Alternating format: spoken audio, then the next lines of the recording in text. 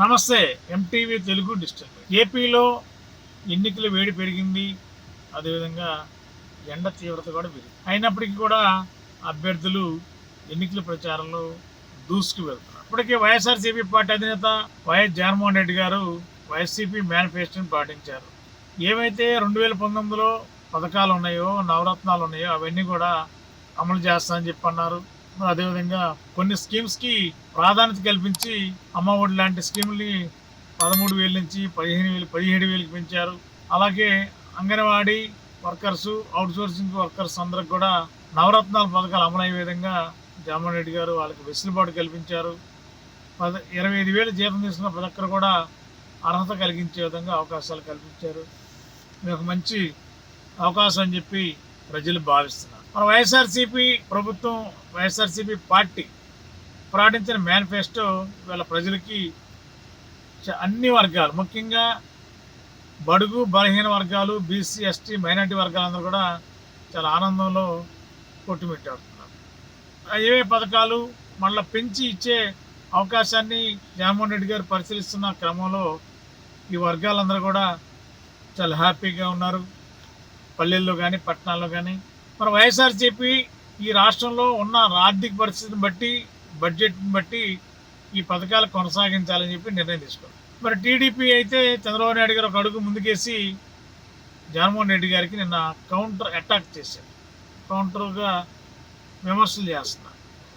చేతకాని జగన్మోహన్ రెడ్డి, చేయలేని జగన్మోహన్ రెడ్డి అని ప్రచారం చేస్తున్నారు. అంటే ఇచ్చిన హామీలు అమలు చేయడం ఏ పార్టీ అయినా అది రాజకీయ లక్షణం. కానీ హామీలు ఇచ్చి అమలు చేయకపోతే అది చేతకానితనమా, ప్రజల్ని మభ్యపెట్టడమా అనేది రాజకీయ పార్టీలు తెలుసుకోవాలి. ముఖ్యంగా చంద్రబాబు గారు నేను చేసిన కౌంటర్కి మరి ఇది పునఃపరిశీలన చేసుకోవాల్సిన అవసరం అయితే ప్రస్తుతం సమాజంలో కనిపిస్తుంది. ఈ రాష్ట్ర బడ్జెట్కి అనుకూలంగా ఏవైతే ఉన్నాయో దానికి అంచనాలకు అనుగుణంగానే బడ్జెట్ కేటాయింపులు కానీ ఏ వర్క్ ఎంత ఖర్చు పెట్టాలనేది చేయాలి. కానీ వైఎస్ జగన్మోహన్ రెడ్డి గారు ఉన్నట్టుగానే బడ్జెట్ వివరాలు, దాన్ని ఏ సబ్జెక్ట్కి అలొకేషన్ చేయాలి, ప్రజలకు ఏవైతే చేయగలం అవన్నీ క్లియర్గా చెప్పారు. అదేవిధంగా కొత్తగా మన జొమాటో సంబంధించిన సిబ్బందికి కూడా వాళ్ళకి 5 లక్షల రూపాయల ప్రమాద బీమాని ప్రకటించారు. మరి మిగిలిన రాష్ట్రాలు ఈ డిమాండ్ ఉన్నప్పటికి కూడా మిగిలిన రాష్ట్రాలు అమలు చేయలేకపోయారు. జగన్మోహన్ రెడ్డి గారు అమలు చేస్తామని చెప్పి మేనిఫెస్టోలో కూడా ప్రకటించారు. ఒకసారి మేనిఫెస్టోలో ప్రకటించారంటే జగన్మోహన్ రెడ్డి గారు ఖచ్చితంగా చేసి తీరుతారనేది ఈ ఆంధ్ర రాష్ట్రంలో 5 కోట్ల మంది ప్రజలకి ఇప్పటికీ అర్థమై ఉంది. 2024 ఎన్నికల్లో కూడా ఖచ్చితంగా మళ్ళీ జగన్మోహన్ రెడ్డి గారిని అధికారంలో తీసుకురావడానికి అన్ని వర్గాల ప్రజలు, మన వైసీపీ మేనిఫెస్టో అందరినీ ఆకర్షించేలా ఉంది కాబట్టి తప్పనిసరిగా జగన్మోహన్ రెడ్డి గారు ముఖ్యమంత్రి కావడం ఖాయమని చెప్పి రాష్ట్ర ప్రజానికం గొంతెత్తి మాట్లాడుతున్నారు. ఈ నేపథ్యంలో రేపు అంటే ఎల్లుండు 30వ తేదీన టీడీపీ మేనిఫెస్టో కూడా రాబోతుంది. మరి ఈ మేనిఫెస్టో ఏ విధంగా చెప్పింది దానికి ఆధారంగానే చంద్రబాబు గారు మేనిఫెస్టో రిలీజ్ చేయబోతున్నారు ఎల్లుండు 30వ తేదీన.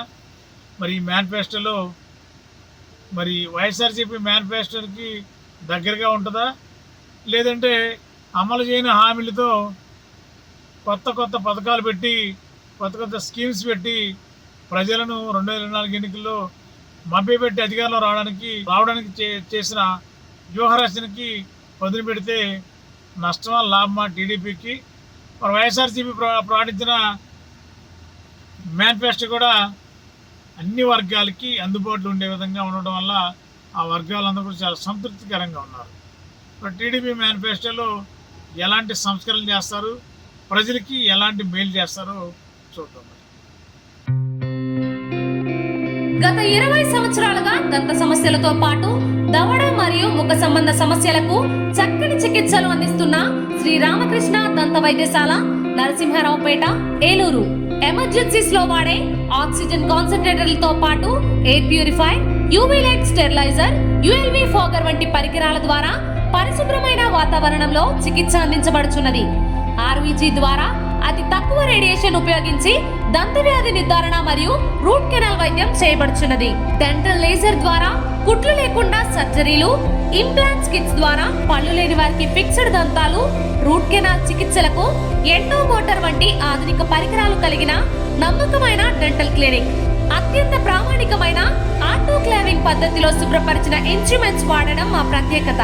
దంత సమస్యలకు చికిత్సతో పాటు విరిగిన దవడ మరియు ముఖ ఎముకలకు చికిత్స, ఎత్తు మరియు వంకర దవడలకు కాస్మెటిక్ సర్జరీ, యాక్సిలోఫేషియల్ వంటి చికిత్సలకు చిరునామా శ్రీ రామకృష్ణ దంత వైద్యశాల, వేములపల్లి రెసిడెన్సీ